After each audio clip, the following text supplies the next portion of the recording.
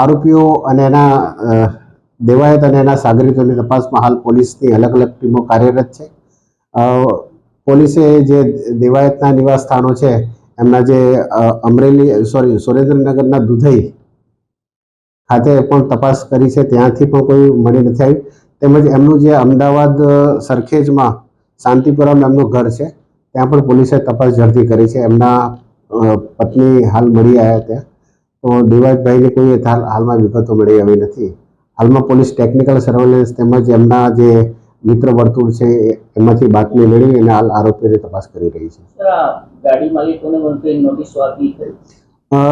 બંને જે ગાડી માલિકો છે એની હાલ પોલીસ પૂછપરછ કરી રહી છે, તપાસ કરી રહી છે અને એમાંથી પણ આરોપીઓ બાબતેની વધુ વિગત મેળવવાના પ્રયાસ ચાલુ છે.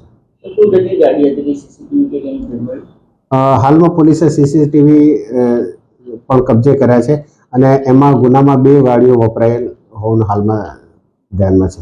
15 લોકોમાંથી કોઈ હજુ કોઈ વધુ વિગતો મળી રહી છે. હાલમાં અમારી LCB ની ટીમો છે, SOGની ટીમો છે, તેમજ સ્થાનિક પોલીસની ટીમો અલગ અલગ જિલ્લાઓમાં હાલ કાર્યરત છે.